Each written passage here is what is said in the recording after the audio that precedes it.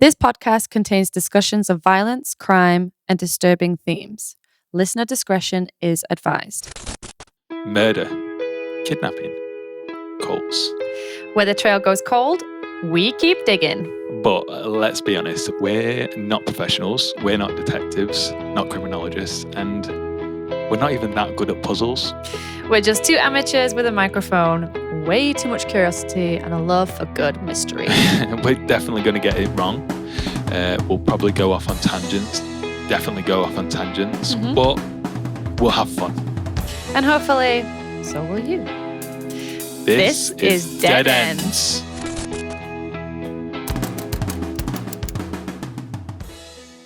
Hello, Hello. and welcome to Dead Ends, episode 7. The Halloween special. We're covering a special serial killer from London. And we're joined today with my dad. Hi. You're back. Thanks for coming back on again for Jack the Ripper. Now we know who it is. So yeah, this is our Halloween special. Exciting times. We've got to October now. We have. Yeah. We've done 8 episodes now. So Technically, yeah. Oh, yeah. With the minis. Well. Yeah. And we've also, since last time, you might notice. Oh, we have our merch. What are we all wearing? I'm glad you remembered. Yeah. Which you too could own if you just send us a message. Yeah. These are locally sourced and locally designed by our friends. Mm-hmm. Just £22 each. Nice. So, just get in touch. Right, so Jack the Ripper. Yes, Jack the Ripper. Jack the Ripper. Yeah. You've been following Jack the Ripper for A number of years, yeah. for far too long. Far too long, definitely. But it's a very gripping case. Yeah. We actually went to London last year. Year before. Mm-hmm. And we had like a whole Jack the Ripper outing, basically. So we got up, didn't we, quite early, got the train down, and then we walked through Whitechapel. Yep. Went to a museum. Mm-hmm. I can't remember the name of the museum. I think it was just official. The Jack the Ripper Museum. The Jack the Ripper Museum. Nice. And it was all right. It was like 6 floors, room Yep. on each floor, that all covered like a different scene. It did. It wasn't as long as we'd hoped it would be to walk around. No. We had a big gap in the middle of the day. We did, but we did some things, like we looked at some of the shops with super fun names on them. Oh, like... 'Cause everything's sort of related. So if you've got hairdressers, it's Jack the Clipper. Yeah, it was, yeah. That's what we also went for fish and chips. Fish and chips at Jack the Chipper. Jack the Chipper. Oh, yeah. and they all rhyme. Well, there is with that. Jack the Ripper. Yeah. And then in the evening, we did a walking tour. We did. Which was quite cool. It was like a group of us with. It was very other people cool, actually. And it was dark. Yeah, Oh, yeah, that's and they took us to all the murder sites. Yeah. We got to Hanbury Street, Mitre Square, the Goulston Street where the rag was thrown. Right. Yeah. Just literally all of it. We went to the pub that they 10 Bells. where they went. What was that? I can't remember what the other one's called. Is it the White Hart? It could be. And what is it like now as an area in terms of... Do you know what? After choosing to do this episode today and doing all the research this week, I don't remember. It's nothing like putting it used it to together. be. Absolutely nothing like. Because when you're reading about it now, this week, Yeah. I've been in Victorian England. Yeah. It's not that at I all, guess it's honestly. probably more central now than it was back then. Yeah, it's in just terms busy. of London. But there was loads of those tours walking around. Yeah. There was other tours and stuff. But you saw loads, like all the lodging houses and stuff. All the things that we're going to cover today. Yeah.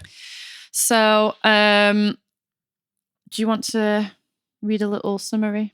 Yeah, of course. I'll do that. On what we're doing today? Yeah, of course. So between August and November of 1888, the Whitechapel district of London was gripped by terror. A series of brutal murders claimed the lives of at least 5 women, all of whom were sex workers living in poverty. The killer, who became known as Jack the Ripper, mutilated his victims with possible surgical precision and taunted police through letters that chilled the public to the bone. Despite intense investigation, public panic, and hundreds of suspects, the Ripper was never caught, leaving behind a legacy of fear, fascination, and endless speculation. The murders changed the way the world viewed crime, the press, the dark corners of Victorian society. Well put. Nice. I've never heard that before. It's great. What, the summary? Yeah. So yeah, it was great. Thanks very much for reading that. Thank you. Setting the scene. Yeah. And so what was London like? Yeah, so I have done a bit of a background just to kind of put us into the time. So it's 1888. Mm-hmm.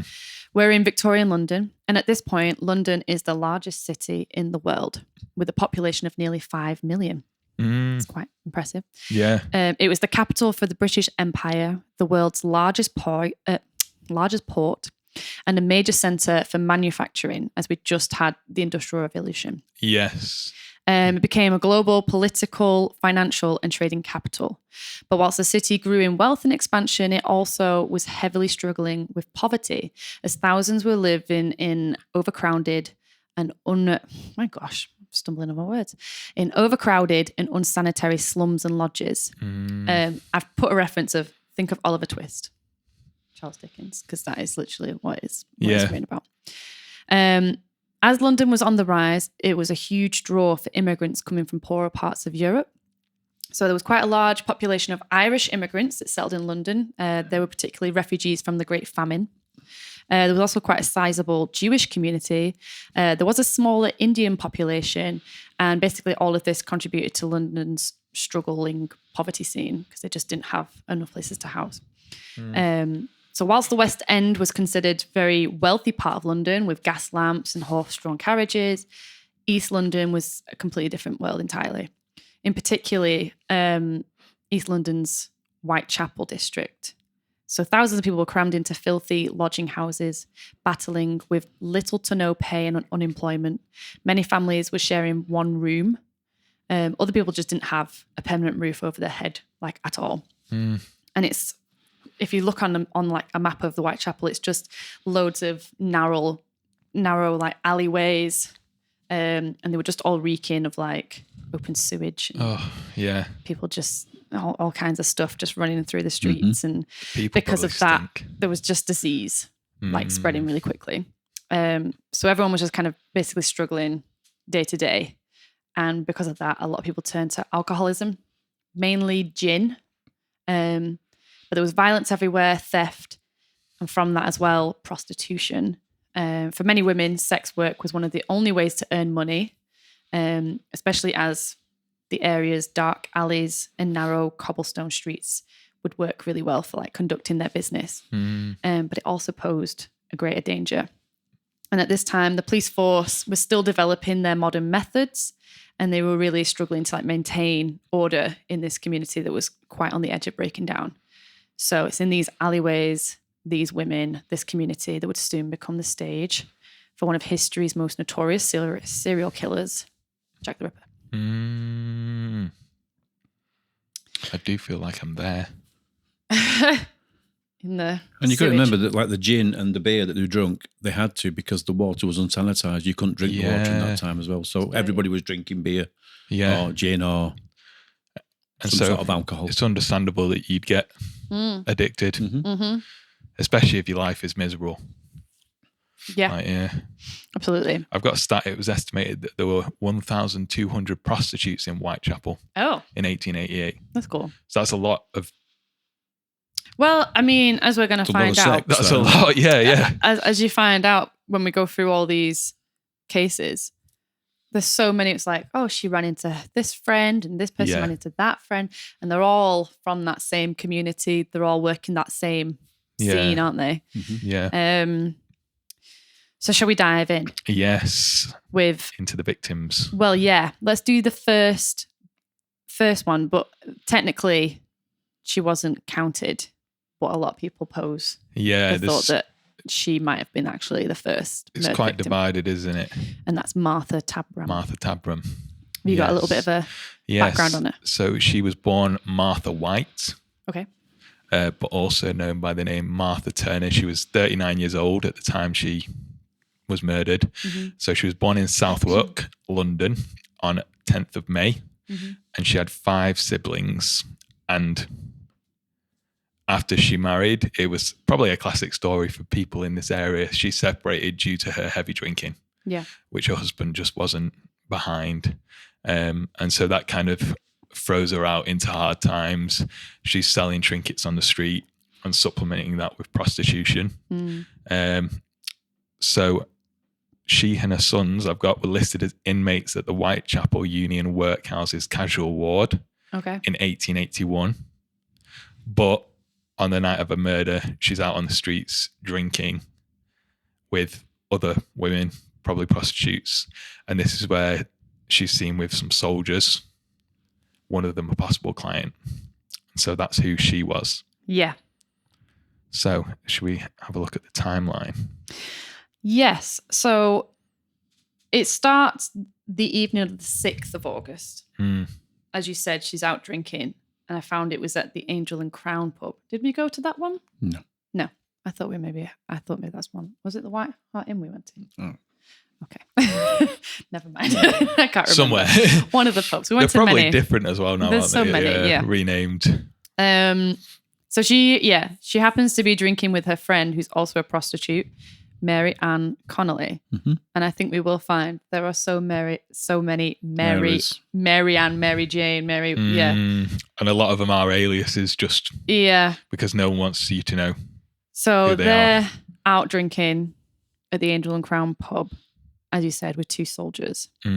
At around 11:45 p.m., the 4 of them pair off and they leave the pub and they head on their separate routes, each woman with a client each. So Mary Ann heads down Angel Alley and Martha takes her client through a covered archway next to the White Hart Inn, down a narrow north-south alley to George Yard, which is where George Yard Buildings is located, which is a residential complex. I think that's where we were. I think that's the pub we sat in, and there was that arch next to it. I think that's it. Anyway, just trying to piece it together. So that's at that's got 1:45 Yeah, I've got that as the last time anyone sees her alive for sure. Yes. So there is something that happens at 2 a.m. Yeah. And that's Constable Barrett, who's a local policeman. He spots and speaks to a soldier who was loitering near the entrance of George Yard. The soldier said he was waiting for his friend who had gone off with a girl. And then I do have another one. Have you got the 3:30 a.m. one? No.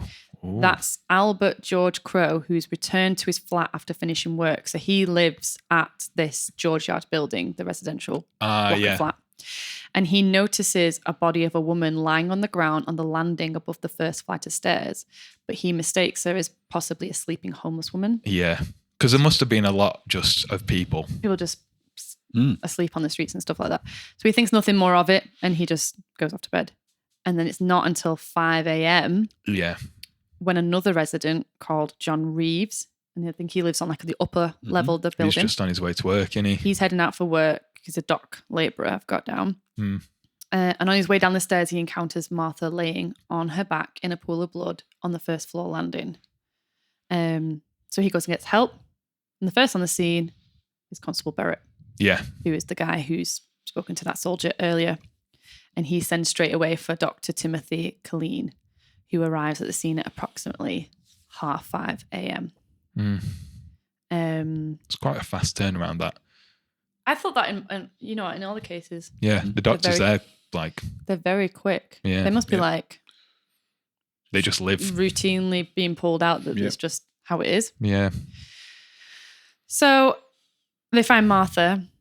She's been stabbed 39 times in the body and neck.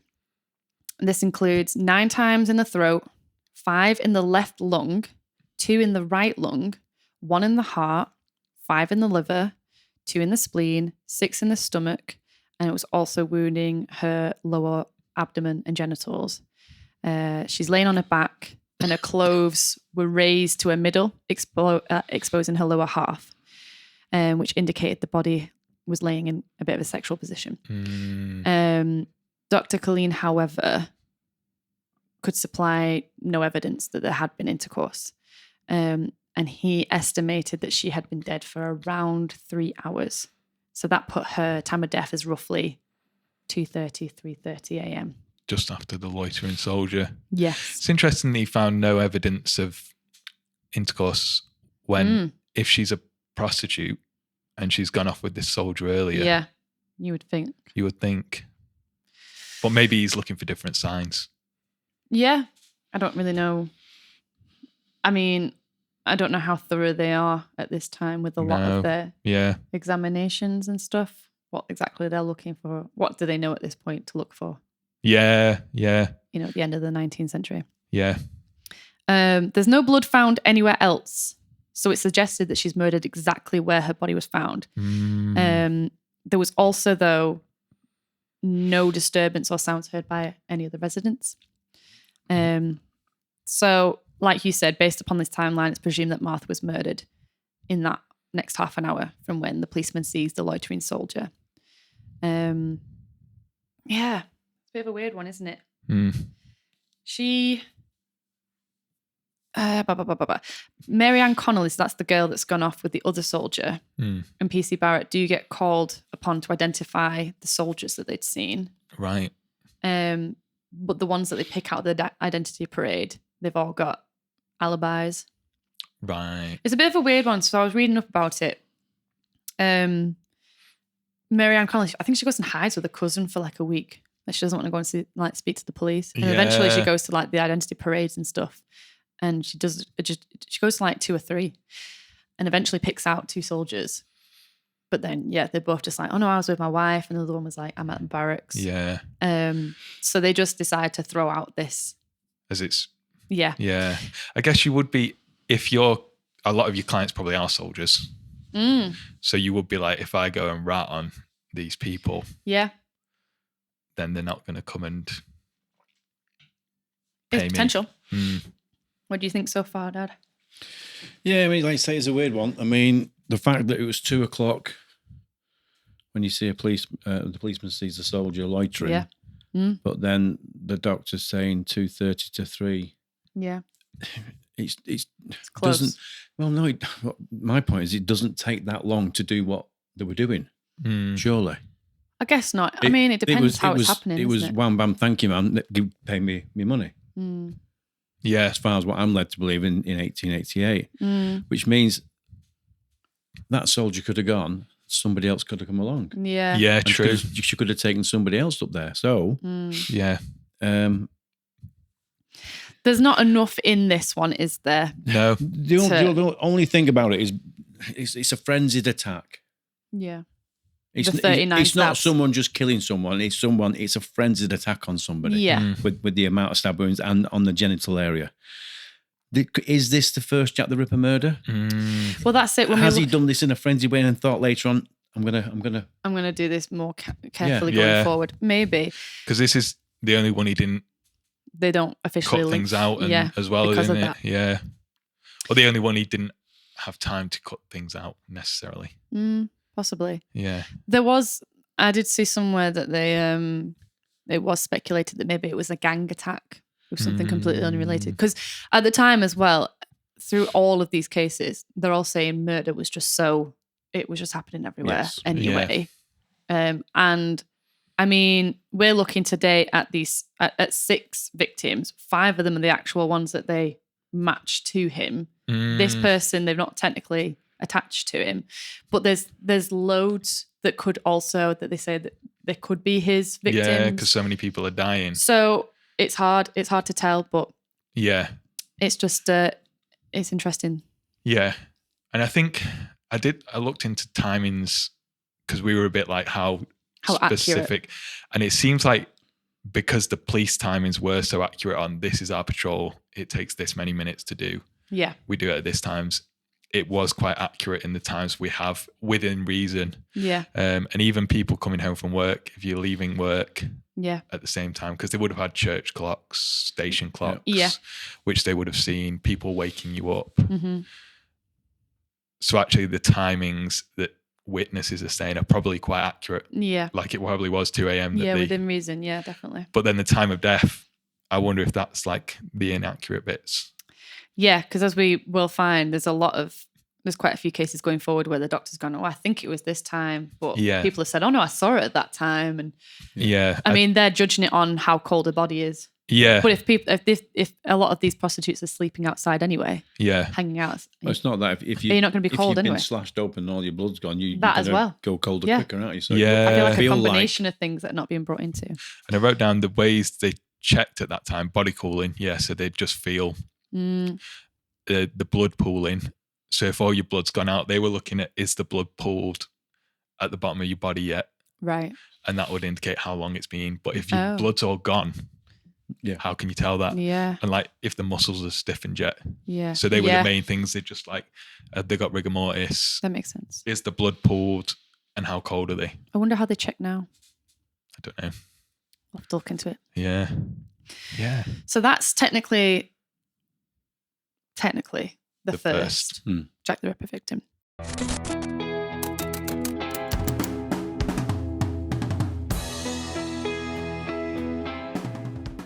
Now, the first official victim is Mary Ann Nichols, and she dies a week later. So we got a background on Mary Ann Nichols, born Mary Ann Walker, commonly known as Polly. So she was 43 at the time of her death, and she was the first canonical victim. Yep. Murdered on August 31st, 1888. She was born August 26, 1845.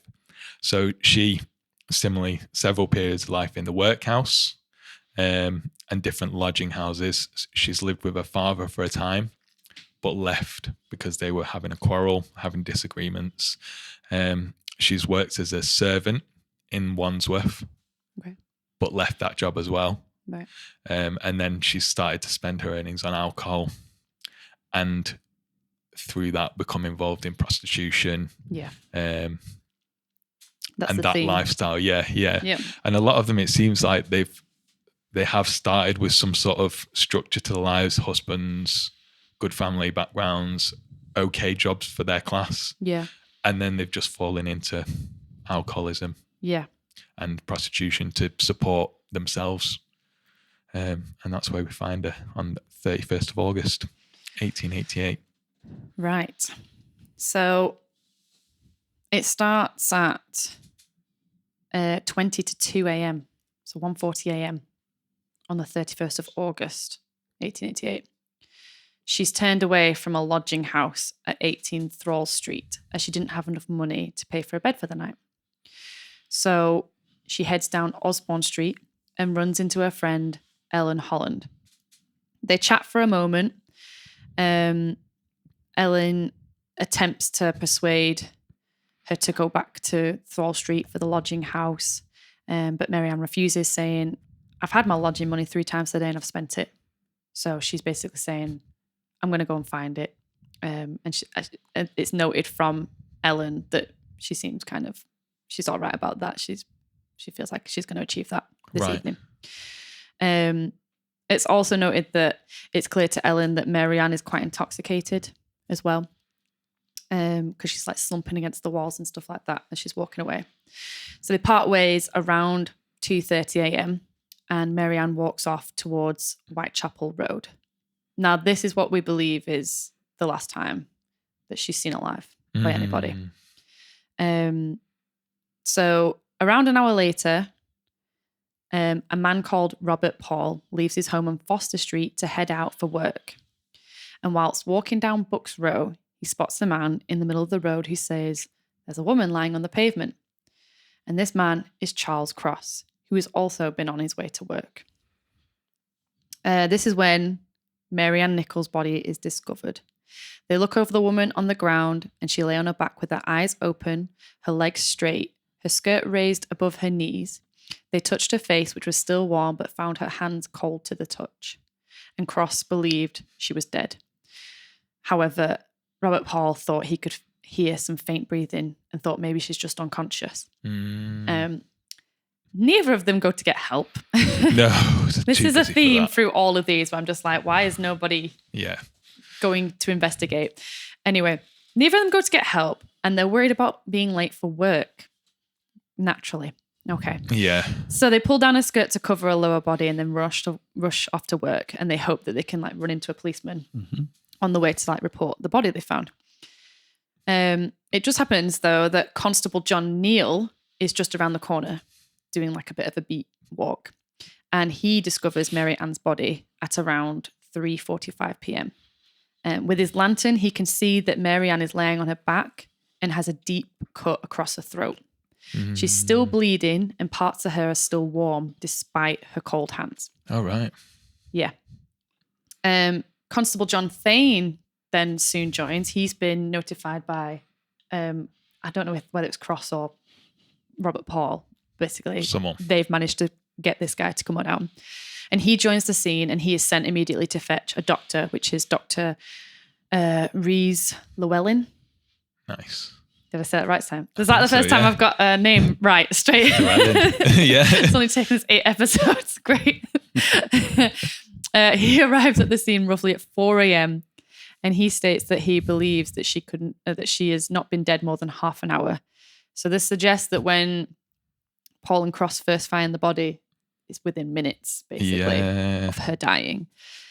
So in addition to this, 3 constables had also walked that route as well, where she's been found, and no one's come across her. And like we're talking like 10 to 15 minutes within that time frame.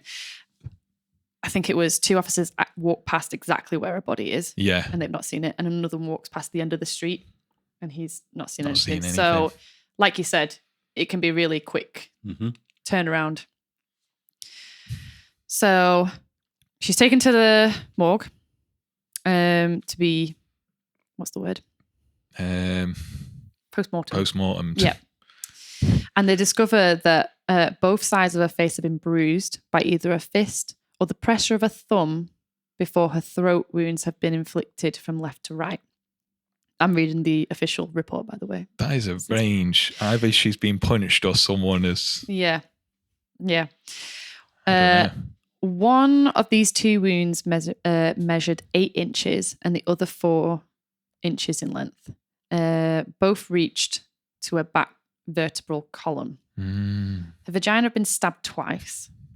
Her abdomen had been mutilated with 1 deep, jagged wound. Sorry, I'm just trying to... There's loads of like little bits that I've highlighted. It's made it really hard for me to read. Several incisions have also been inflicted across the abdomen, causing her bowels to protrude through the wounds. 3 or 4 similar cuts ran down the right side of her body. And they think that they've all been with the same knife, around 6 to 8 inches long. No organs were missing, but they believe that the murderer possessed some anatomical knowledge. They believe that it probably would have taken about 4 to 5 minutes to complete doing this. So there's not a lot of time. No, but it fits the time frame, doesn't it? Because I guess that's similar to what you're saying as well, if it's a frenzy. Yeah. But then similarities there between her and Martha Tabram are stabbed in the vagina. Yeah.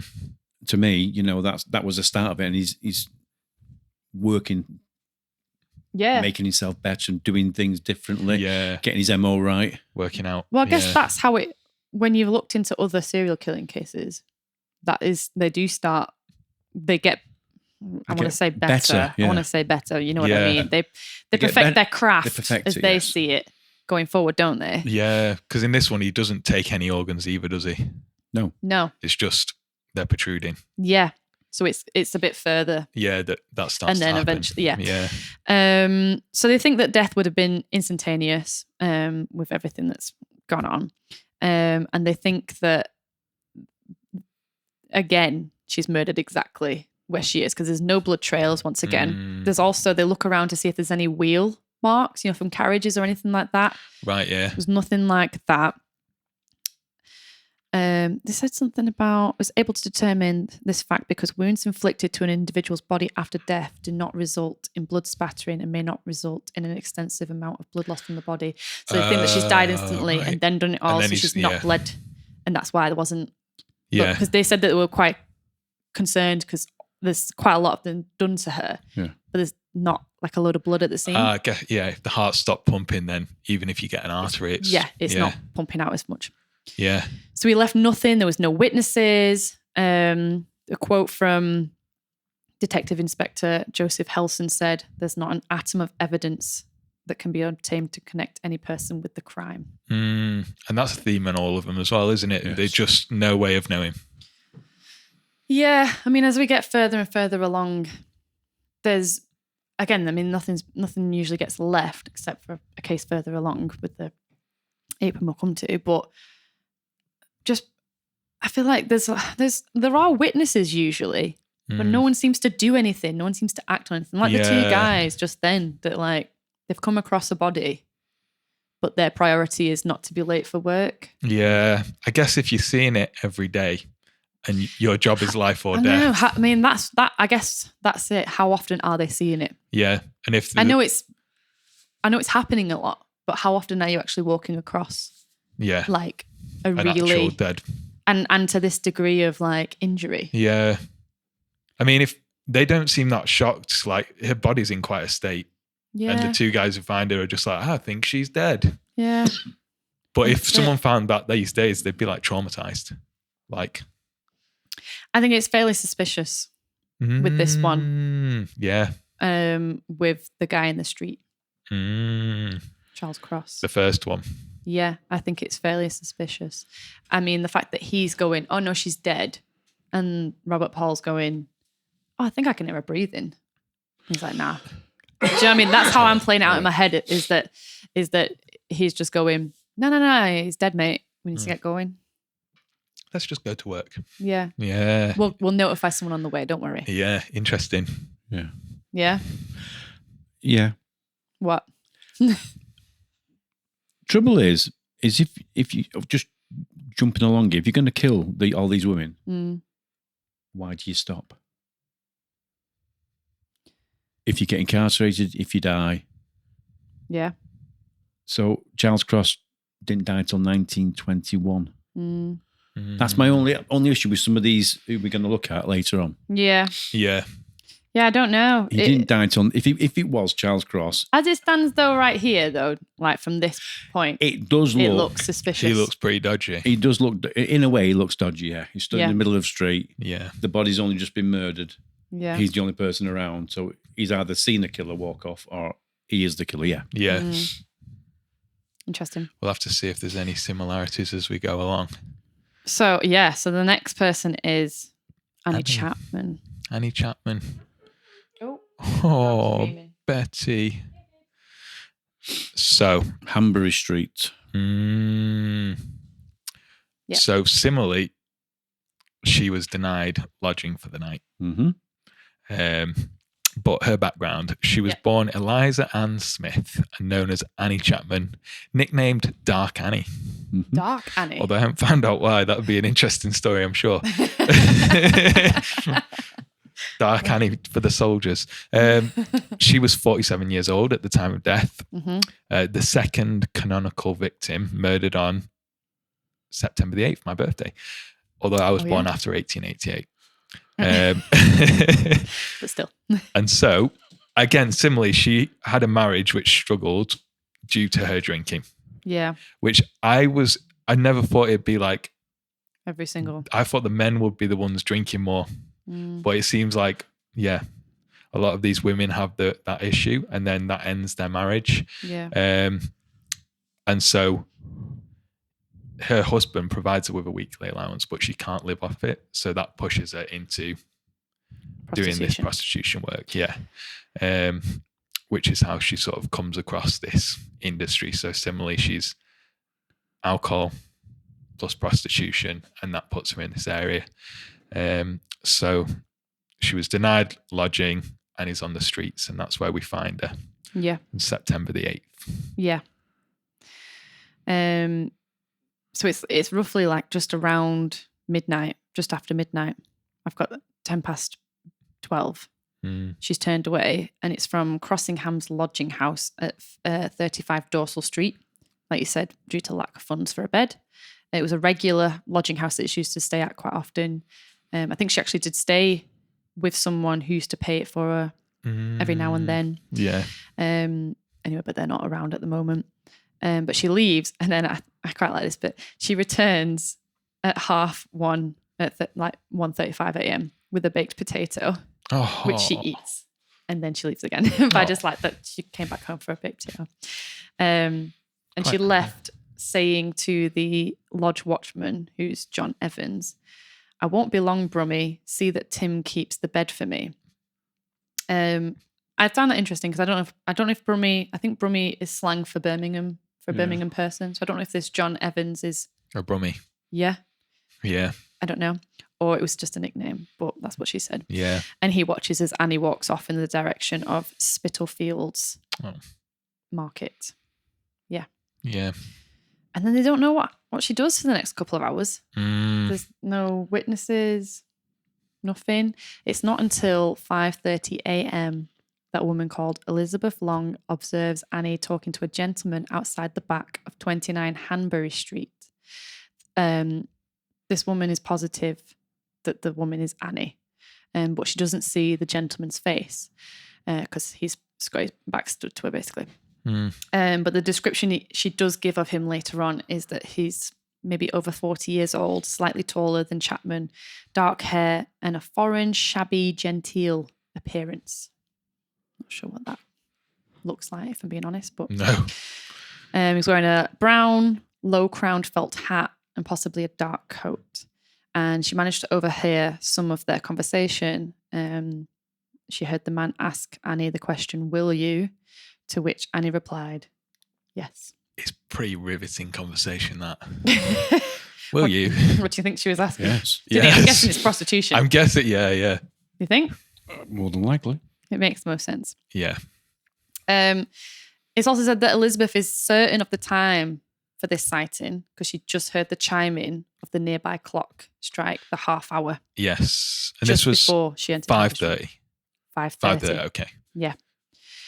So it's likely that Elizabeth is the last person to see her alive. Yeah. Possibly in the company of her murderer.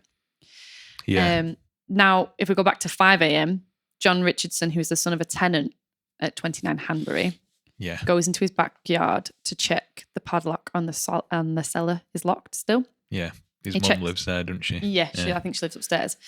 And after doing so, he sits on the step out the back door that looks over this quite small yard of water. So, his mum lives upstairs. It's not padlocked. Yeah. She's in the cellar. This is a psycho. She's still in there. Shut up, Mum.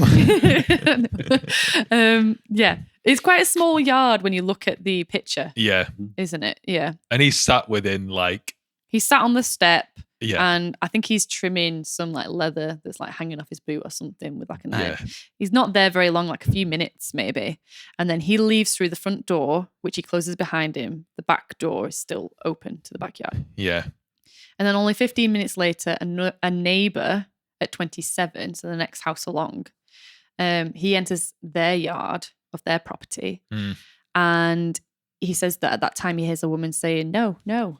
And then he hears the sound of something or someone falling against the fence that divides the yard. He doesn't go to investigate. I'm honestly, all the way through looking through all these, get really fucking annoyed. Yeah. Just why is no one investigating anything? Yeah. So that's really annoying. He's just someone's having a horrible day. Yeah, if you hear if you hear a woman shouting, I know, all the way through every documentary that I've been watching, they'll go, "Oh, everyone hears someone crying murder all the time, and no one thinks anything of it." But I feel like we would have found this guy if someone had just actually peeked over the fence. Yeah. Wouldn't you just want to? If only he was a pervert. If only. I know it's a different time now. God's sake. Yeah. I know it's a different time now. We don't hear cries of murder all the time. Yeah. But I still feel isn't it just human nature to be interested in what's going on over there? Some of them see the body and she must just be passed out. Yeah, with her throat slit. Yeah. Doesn't make any sense. Yeah. So anyway, he hears that at Yeah. like 5:15. And then at around 5:55 a.m., another tenant of 29 Hanbury, this is John Davis, Yeah. he comes downstairs to find the front door now wide open, the backyard door shut. So he opens the door and he finds the body of Annie Chapman laying on the ground with her head only 6 inches from the steps that John Richardson was sat upon. Like 20 minutes earlier. Yeah, I've got like 45, 20, 40, 20, 40 minutes. Yeah. Not long before. Oh, yeah, like 45 minutes. Yeah. Yeah. Yeah. But it's just crazy. So Inspector Joseph Chandler, Yeah. he's the first one on the scene at roughly 6:10 a.m. And he sends straight away for a medic, which is Dr. George Phillips, who arrives about 6:30. And he immediately connects the crime to the murder of Mary Ann Nichols. He found that Annie also suffered 2 deep slash wounds to the throat inflicted from left to right of her neck before the murderer had mutilated her abdomen, and that her intestines had been lifted out of her body and placed by her shoulder. Ugh. He concluded that the blade of similar size and design had been used in both murders. There were 6 areas as well that had blood splatterings on the wall and on the fence between the 2 yards. They were about 8 inches above the ground, it says. That's something, I guess. Yeah. I don't know how much 18 inches is, actually. A subway and a half. A subway and a half. In the postmortem, they discovered that some of the parts of her abdomen, including her womb, were missing altogether. And again, the doctor concluded the murderer showed to have some anatomical knowledge, saying there were no meaningless cuts. Yeah. So it's a bit weird, this one, isn't it? Because the doctor also estimates that she possibly died at 4:30, but that doesn't line up. No. Yeah. What else doesn't line up is you saying at 5:15, next door neighbour hears no and a bang. Yeah. And then But then at 5:30, yeah, that's when she's seen. the guy sat on the porch at the back on the steps and doesn't see anything. And then she sees. The guy on the steps is at 5. So he sat at 5. He's at 5, sorry. Yeah. But still, you're right. It doesn't make sense. So he's at 5 a.m. Yeah. doing his Nothing boots. there. 5:15. Bump. You hear the no. 5:30. Elizabeth Long sees her apparently outside the back of the. Yeah. But I probably believe her the most because she goes, "Oh, I heard the bell ring." Yeah. I think it's more likely that the guy next door has got his times wrong. Yeah. I think he's more like it was 5:30. Yeah, he's probably guessed. Unless it wasn't Annie Chapman that she saw. Yeah. She said that she was fairly confident though, didn't she? That she was that it was her. Like she did really state that, no, I'm pretty positive it was her, but I didn't see the guy because his back was to me. Yeah. So that's where it's just a bit. Yep. It kind of sends you in circles a little bit. It certainly does. Yeah. Unless his timing could have just been a bit earlier and actually she's seen him at 5:30 and then he's after that heard them. That's what I think. Yeah. And she's gone from him saying, will you, her saying yes. Now she's saying no. So she's already being a bit skeptical about consent if he's trying to convince her. And then maybe that's changed in her mind. Yeah. Because he's started. Whatever. Yeah. I think it's more likely that because the guy that's going into his at 27, it says that he was going in there to use the lavatory. Yeah. So, and I don't know where he's just come from. I'm presuming he's either just come from work or he's just gotten up. Either way, at that time, you're probably like not all together with it. If you've been either on a late shift or you've just woken up. And I don't know. I just feel like maybe you just a bit hazy. Yeah, maybe he's not sure. Yeah.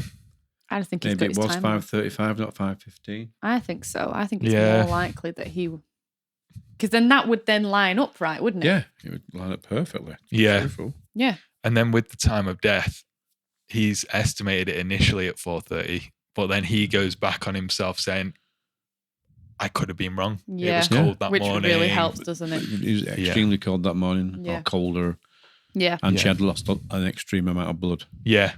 So Again. it could have been 5:30. I did find out as well quite a sad thing. So after the coroner has conducted the autopsy, he noted that her lungs and brain membranes were in an advanced state of disease, which would have killed her within months. Oh, So she was, gonna die anyway. yeah. So not a lot of good luck No, for that's Annie. the sad thing about this time period, isn't it? Like, Yeah.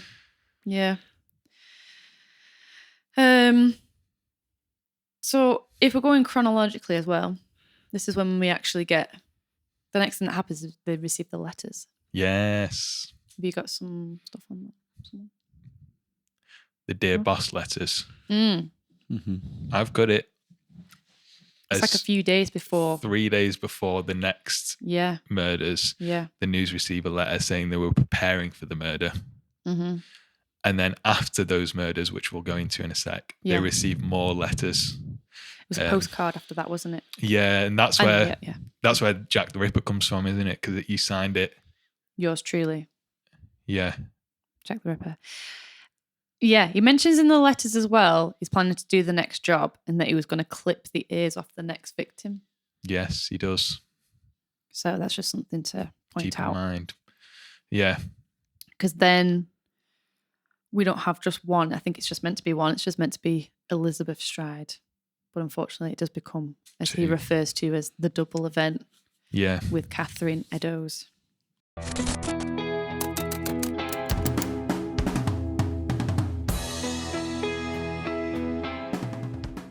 You got something on both of them? Yeah. Should I do Elizabeth and Catherine or? Yeah, do them both. Okay. Do Elizabeth first because she's the one that passes first. Yeah.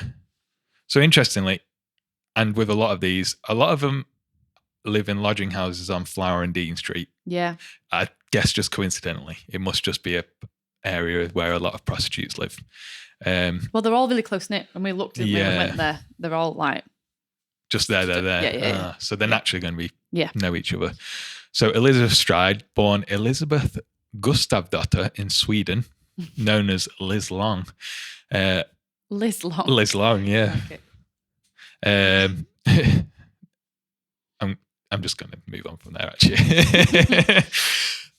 Age 44 years old at the time of death. So in Sweden, she'd been registered by police as a prostitute in 1865.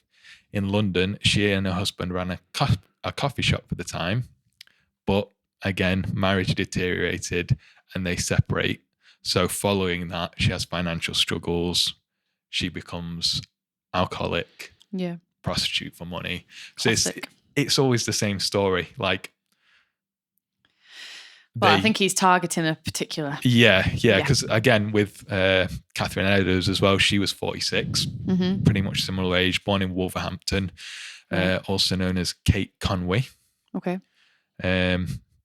She was orphaned by the age of 15 and admitted to the workhouse. Lived in Birmingham and then London. Again, her relationship falls apart due to drinking. Her partner was teetotal and she finds herself with no money. On the night of the murder, she's actually arrested.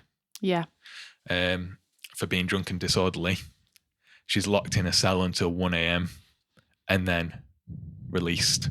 Yeah. And after a release, she gets murdered. We'll find the events. Yeah. So, should we begin with Elizabeth Stride? Yeah. So I'm going to do it a little bit differently, as in... Because there's two. Yeah, because it's a doubler. And they're kind of intertwined how it works out, isn't it? Yeah. Yeah. So it's the evening of the 29th of September, and a routine meeting is carried out at a socialist club on Berner Street. The meeting ends around 12 a.m. and most of the members go home. However, some stay to drink and socialise a little bit longer.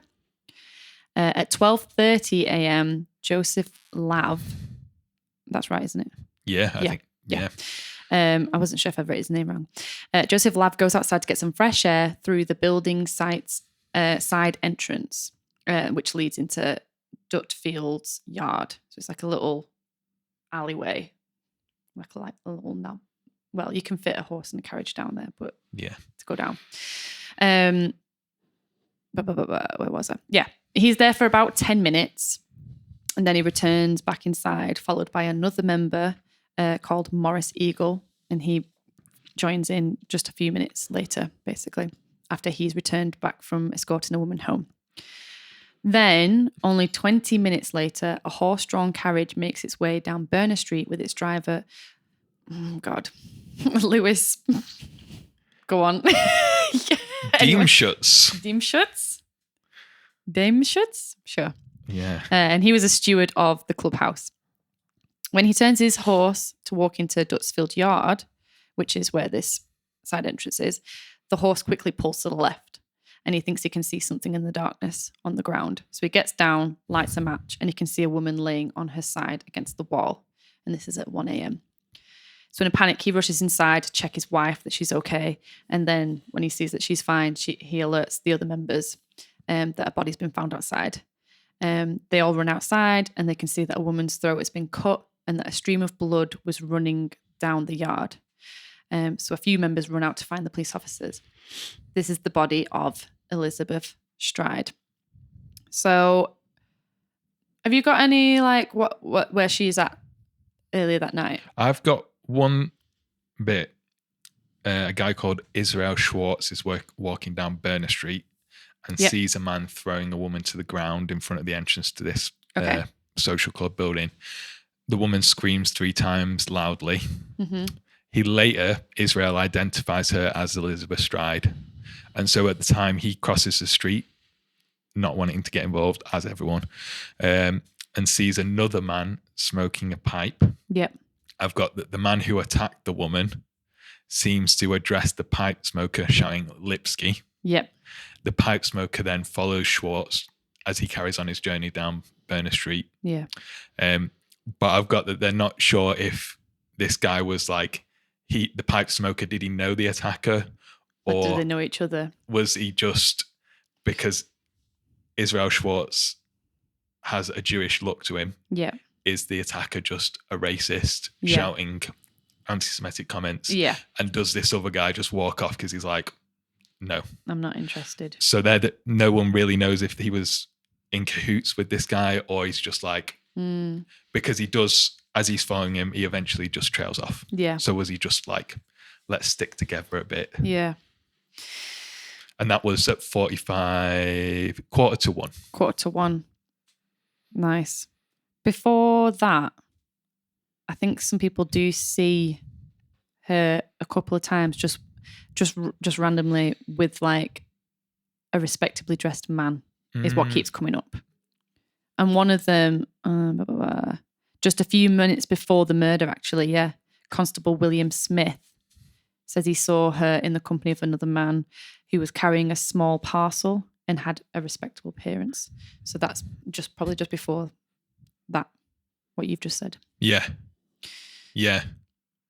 So it could be the same man as Israel sees attacking him. Mm-hmm. So that could be the murderer. That he's seen. I don't know about the pipe smoking guy. No, not a clue. Probably, if you said, he's probably just walked away thinking, what's going on here? Scene because this guy's shouting Lipsky. Yeah, sort of seems a bit sort of. Yeah. Again, why is no one interfering? Yeah. You've seen a woman thrown to the ground. That's because the biggest theme. They probably see that a lot with prostitutes being thrown to the ground. Yeah. Yeah. And they don't want to get involved because they don't know who they're getting involved with and what sort of that person that is. Especially if you start shouting Lipsky across the street. Yeah. You know, you're going to think, I'm going to stay away from him. Yeah. And I like to think that, of course, I'd do something if someone was being attacked, but in the moment, would I actually confront that attacker, or would my response be, I'm going to get myself to safety and call the police? I don't know in the moment because that might have just been his response. Yeah, to it. Yeah, because it's like, actually, I don't know how strong I am compared to that person. I could easily become. Yeah, you quickly go into fight or flight. Am I going to survive the situation or not? Yeah. Maybe not. I'm going. Yeah. Potentially, isn't it? And if you do attack someone, you've got to be prepared to go further than they're willing to go to. Yeah, to survive it. Yeah. Yeah. So that's where Elizabeth has been found At with 1 her body. a.m. Yep.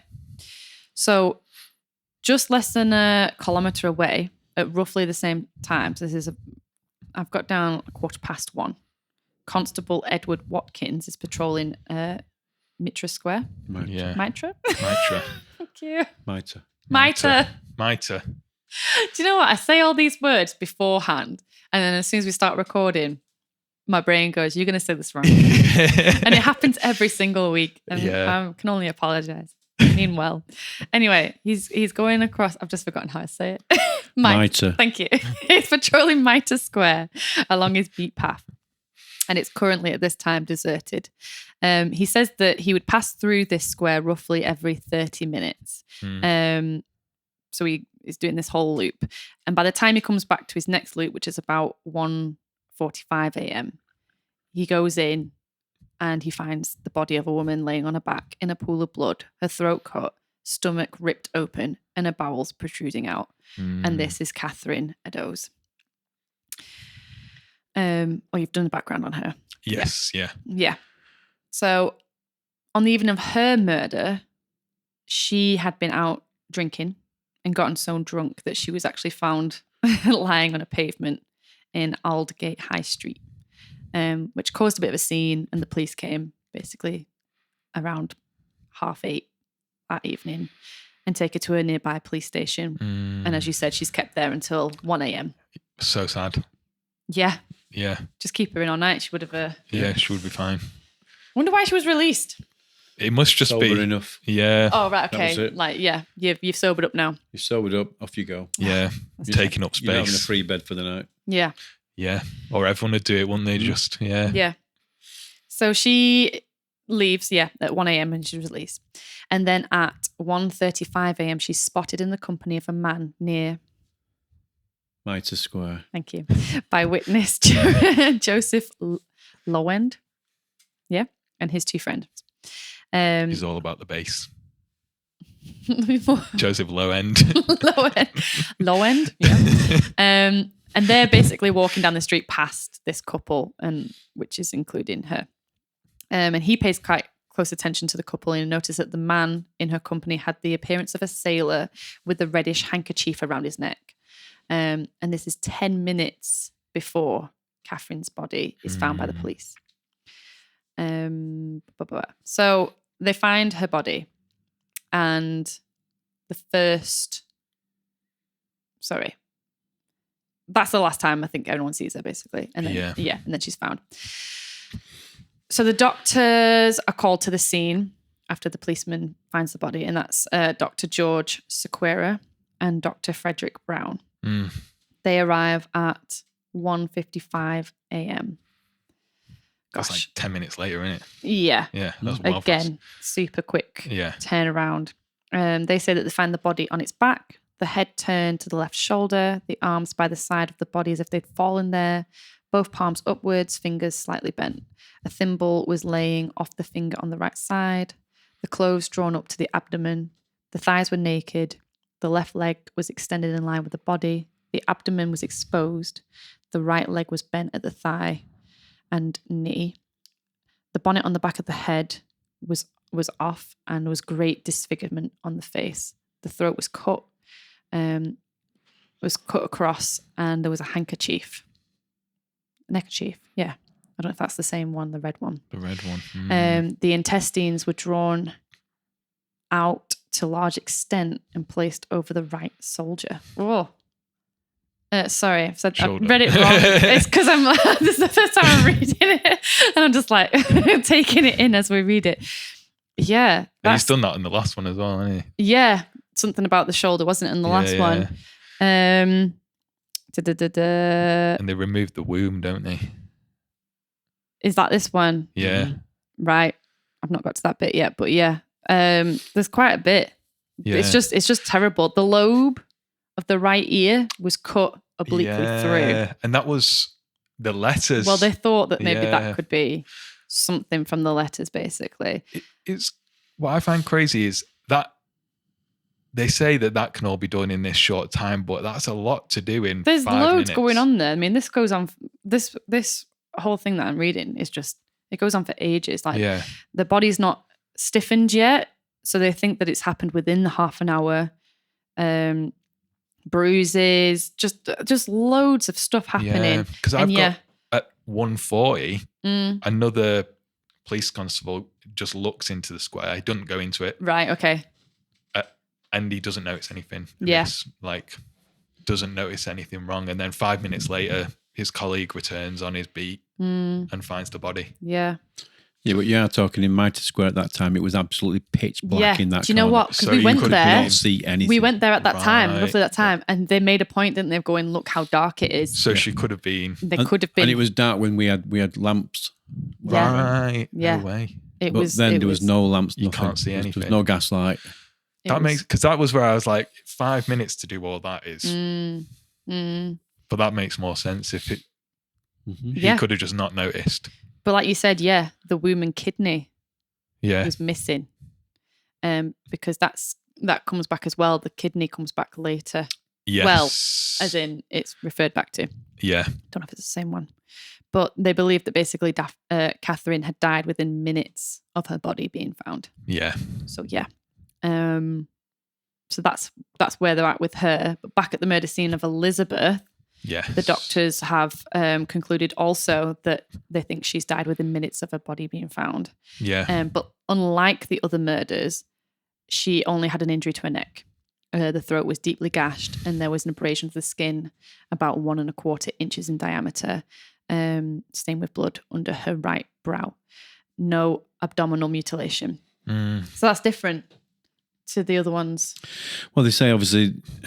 See, for me, I don't think Elizabeth Stride was a Jack the Ripper you don't think? victim. Okay. That's just my personal opinion. But if what's your thoughts for that?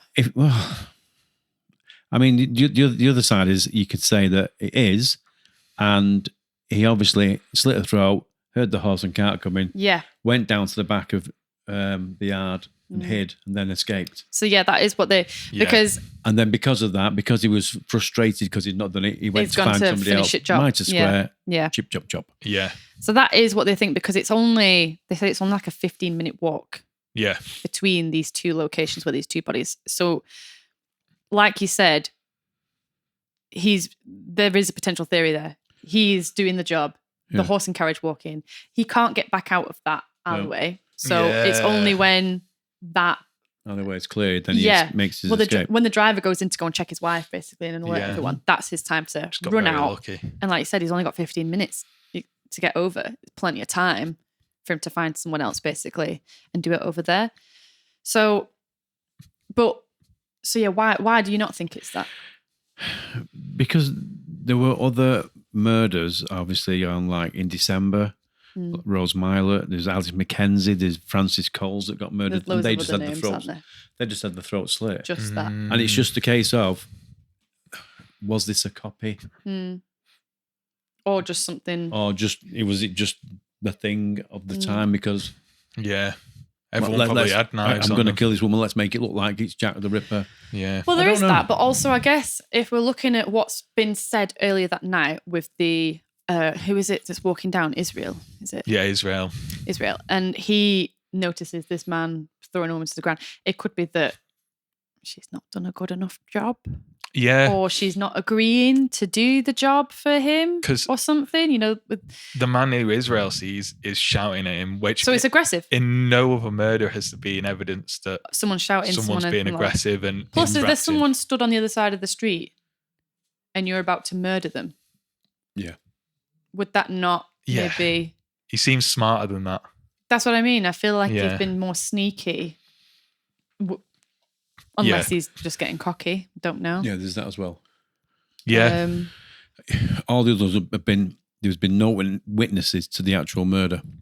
Yeah. Whereas this one, we're saying we've got 2 witnesses. I've seen you throw him down. Yeah. We've got 2 witnesses. One who's going to smoke a pipe, one who's walking past. We've seen a guy throw him down, throw someone down. And if the pipe smoker's sat there already, which he seems to be there, why would you be like, oh, this is the place? This is the place, that's what I'm saying. Yeah, true. And unless they were together. If he's shouting as well, like Lipsky. Like I feel like that's quite a confrontational, aggressive, which I think says a bit about this guy's character. So maybe he's like a bit of a hot wire.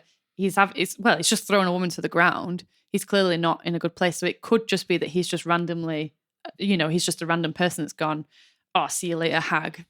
Slice your throat, leave her on the street. See you later. There's nothing to do with it. Because she could have refused him even. That's what I'm saying. Yeah, true. Yeah. Interesting. Yeah. So, I don't know. But with Catherine. Yeah. Catherine's the other one, yes. In the square. Is a bit weird. That one, I think, makes more sense because of the way that the body parts have been. Yeah. And the fact, been laid out, and also the fact that there's a lot more going on. And you can see that each one's getting worse. Yeah. There's a clear step forward from the previous one. Yeah. And like you said, it is crazy that he didn't get caught in a way. And this kind of joins on to what we were just saying about this person with Elizabeth and how that seems really risky. Someone stood there. With the Mitre Square. Yay. Yeah, okay. There's it's still sneaky, but it's still dangerous because they said that there's a policeman who lives just off the square and his windows overlook. I know it's late, so he's probably asleep, fine. But there's also a night watchman who's just at the end of the yard, I think in a building like cleaning or something like that, or doing some work. And he used to be a policeman, didn't he? And he can hear like the police officers walking past and stuff like that. And like you said, someone's walking past the entrance, looking in. So, I don't know that. I don't know if that goes. I feel like that goes again. That goes towards he's really good at not being caught, and he knows how to play the system. I feel like there's a man sat out in pub, like I can see him smoking a pipe. That seems not the same kind of sneakiness. No, exactly.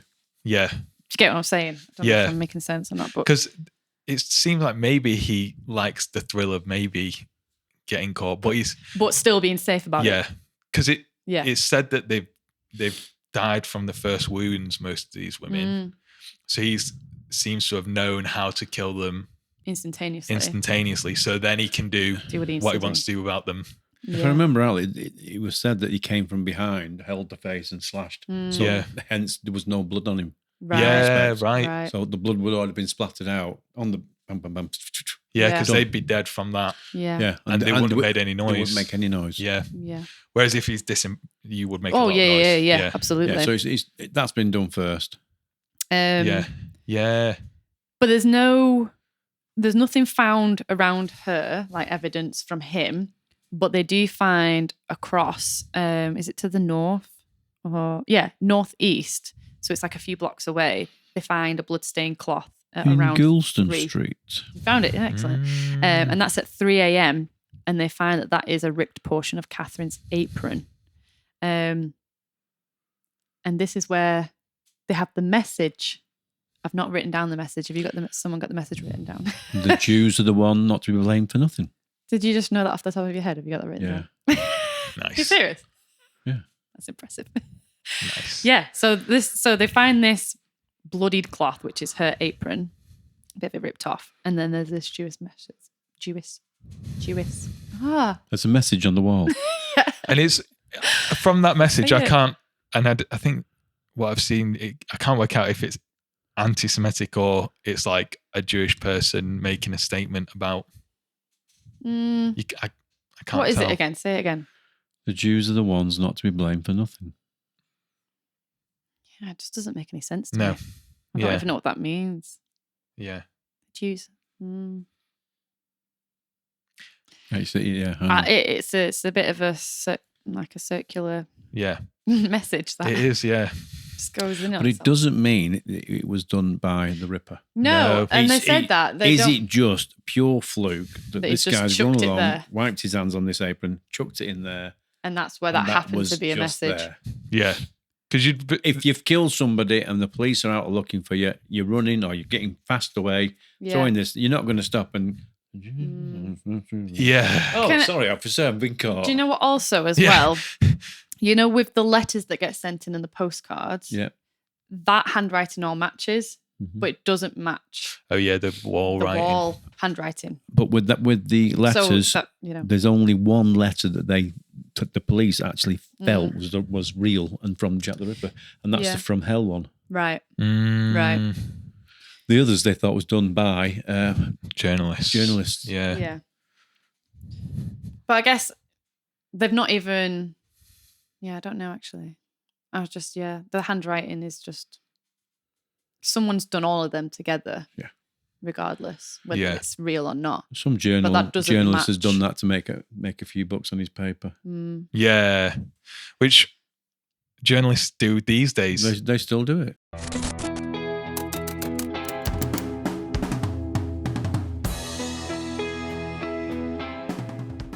After that, that's when the postcard turns up. Is it to the police that the postcard gets? No, it's to Mr. Lusk, who's a vigilante committee. Oh, right. Okay. Oh, Batman. Right. And he mentions in the postcard that it was a double event. Yeah. Yeah. I can't remember. He sends a package with it. Yes. So this is. That bit I do remember. Well, Yeah, that's the. so there's a postcard that's bloodstained and it says double event. And they decide to release it to the public. The police decide, in case anyone will recognise the handwriting, but no one comes forward. And it's signed, yours truly, Jack the Ripper. And that's where, obviously, the public start going, who's the Jack the Ripper? And then this is the bit that I just mentioned just a moment ago, where do you believe the handwriting was similar across the letters and postcards, but not the message on the wall? Mm. And then it's I've just put on the 16th. Of October. Right, thank you. Yeah. I didn't write what month. George Lusk, this is what you're talking about, isn't it? Yeah. Receives the letter and a pot and a box. Go on, you tell us about it. Inside the box is half of a human kidney. Yes. And they couldn't determine if it was the same kidney as Catherine Eddowes. Yeah, that's been taken. But the letter claimed that they had eaten the other half of the kidney. Fried and eaten. Fried and eaten. Fried and eaten. Well, at least they're civil. Because they fried it. True. Oh my gosh. Yeah, so. But we don't know if that's a copycat. Yes. We don't know if it's the same one. Yeah. This is the only one that the police actually believed was from Jack the Ripper. And this is the From Hell This is letter. Yeah. Right. Right. Yeah. And the rest, they believe journalists are just being journalists. Well, majority of them, yeah. Yeah. Right. Or So public being public. they just don't know. I guess eating human organs is very weird, but eating kidneys of animals would have been very common. Yeah. Yeah. Mm-hmm. Everyone still has, what is it, a steak and kidney pie? Yeah. Yeah. I don't know. But it is weird. It could be someone else. Another murder. Yeah. Another murder entirely. A medical student Medical, any of those things. with a sense of humour. And the real question is, did George Lusk eat the other half? I'm joking. So. That's what you're all here for. Weird conspiracies from Pete Monavate. So this rolls on to Mary Jane Kelly. This is what they think might be the last. Yeah? Yes, they think it's the last one The last one that Jack the Ripper of the 5. commits, of the 5, yes. That they think are officially his victims. Mhm. So, you got some background. I've got some background. So, she was also known as Marie Jeanette Kelly, Fair Emma, Ginger, Dark Mary, and Black Mary. I feel like there's a theme with all these names. Not very friendly. No. Interestingly, she was approximately 25, which is The youngest. slightly young. Yeah, probably 10 years younger at least. 20 not than more. most. Yeah. Yeah. And she's believed to be the last canonical victim Yep. on 9th of November, 1888. Mhm. So we don't know as much about her background life, but what we do know, she had a partner, Joseph Barnett, who she was living with in the building she was discovered in. Yep. And he left her because he disagreed with her profession of prostitution and he didn't get along with her friends who were also prostitutes. Yeah. So he'd lost his job though. And that is what forced her back into prostitution. Right. Yeah. when they were together, even when they were together. Yeah, Right. he'd lost his job, yeah, and she'd had to pick up the slack, the kind of pieces. thing. Yeah, and so they were living together until just before the murder, and that's where we find ourselves on November the 8th, 1888. So they separate on the 30th, don't they? Like a week before. Right. Okay. But they meet again on the 8th of November, and that's about 8 p.m. Yeah. when he goes to visit her at her room. And the account says that she was there with another woman who was just leaving, but they don't really know who this other woman No. was. Has anyone else got anything on that? No. No. No, just another woman. It sounded like he wasn't too thrilled. Yeah. Like it's not very clear, but it Yeah. suggested that he basically gets there about 8 o'clock and then he leaves around like 9 Yeah. o'clock. And he checks into his lodging house. All right. But- After that. Yeah, but Okay. we I don't didn't know if he I don't know. stayed there. Yeah. But we know that he arrived at another location after 9. So after he leaves at 9-ish, she's seen later on about 11:45, in the company of a man. And this is by witness Mary Ann Cox. This is going to get confusing now because there's Everyone's Mary Mary Ann. Jane and there's Mary Ann. So I might just be like Kelly and Cox. Kelly and Cox. So Kelly is the one who's the victim. Kelly is the one who's the victim and Cox is the witness. So Cox passes by the couple as they are heading into Kelly's room. And Cox says goodnight to Kelly, but Kelly is fairly intoxicated and doesn't really respond. But they go into the room, and as Cox is going into her room, she can hear Kelly singing from her room. Yeah. And even 30 minutes later, when Cox goes back out and she passes by Kelly's room, she can still hear her singing from her room. Mm-hmm. Yeah. At around 2 a.m., Kelly goes back out. She leaves her room and she runs into George Hutchinson, Yep. who is one of her acquaintances, and she asks if he can spare her any coins or anything like that. But he says that he's broke and he can't. So she leaves. And it's just after this that George sees Kelly being accosted by a well-dressed man. And it just, I don't really have much more on this, but it just says, because that sounds like a bit of a weird thing, like he's like attacking her. But it just says he saw the couple then start walking north. Well, yeah, I've got I've got a jovial interaction. Like it seemed like they were quite friendly, Kelly and the man. So he's accosted her. Yeah. But then it seems quite like, just okay. messing or something like that. Or Yeah, and then they begin moving back up north. Right. And George Hutchinson was surprised that sort of man would associate with. Oh, because he's very well dressed and stuff. Yeah. Yeah. It said also that he was carrying a small parcel in a pair of gloves. Yeah. So they walk back up past George, basically. And then George is like, this is, like you said, a bit dodgy. So he follows them. Yeah. Back to where Kelly's room is. And just before they head inside, the man gives Kelly a red handkerchief. And she says something along the lines of, all right, my dear, come along. You'll be comfortable. Yeah. So I'm guessing it's a client. It's something like that. Yeah. And then I think basically George hangs around outside for a while to like see if she's okay. Yeah. For being a friend. quite a long while, isn't it? Like an hour. Yeah. But no one comes out. And as I think, I'm guessing as he leaves, it's about 3 a.m. Cox also returns back home, but she now notices that the room's silent. There's no more singing. Yeah. So it's a bit weird.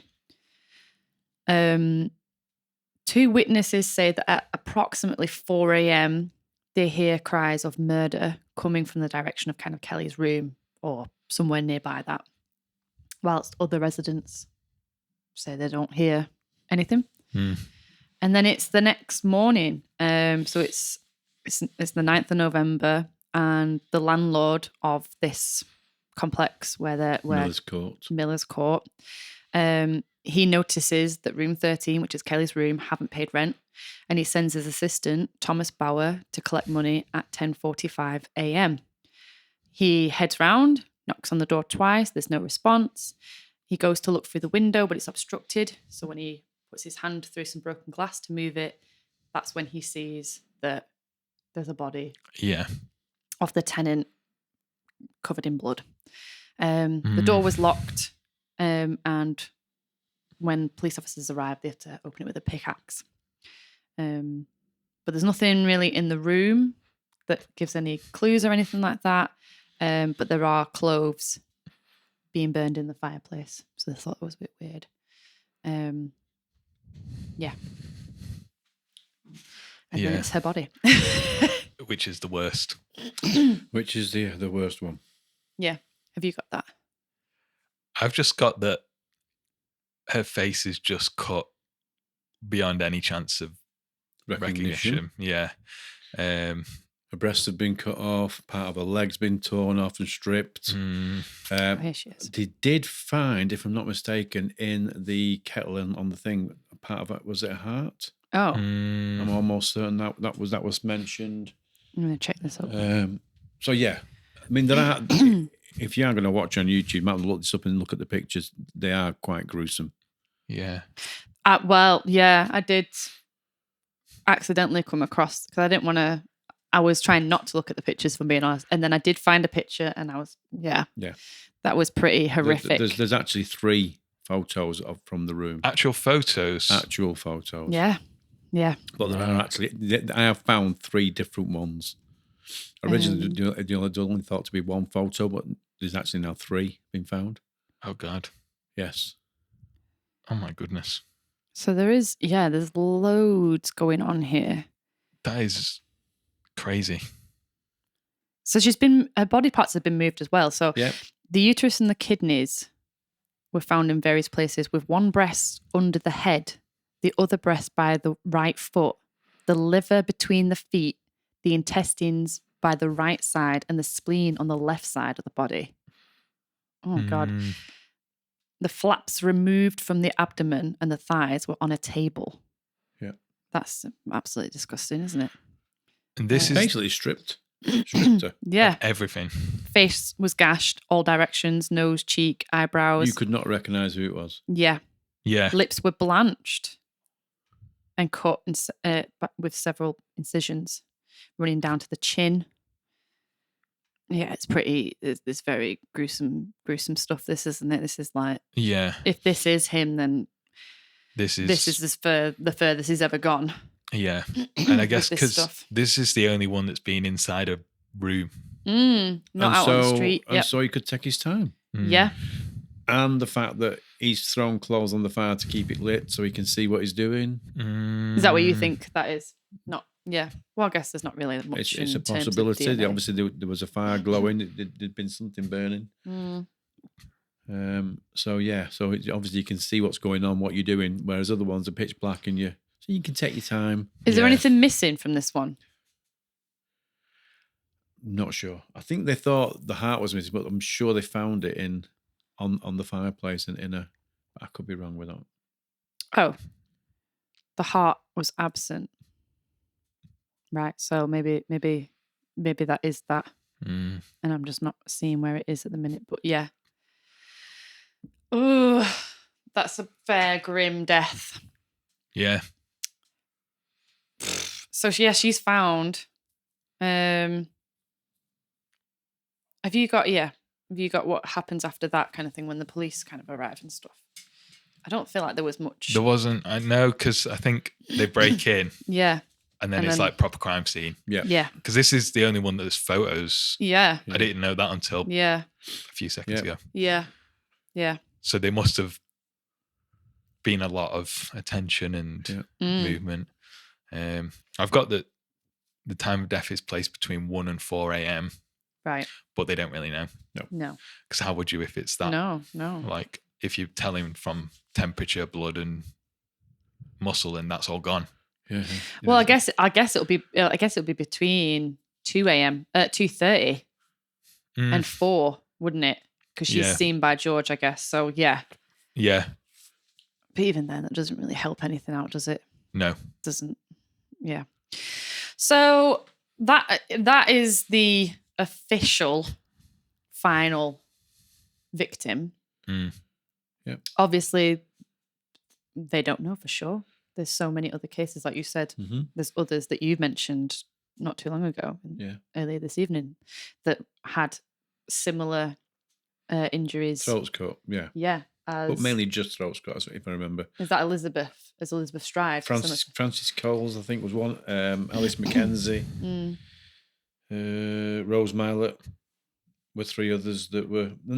But this is between, obviously, then and 1891. So it's getting few and far between. And obviously nowhere near as serious. Hence why people don't think it was.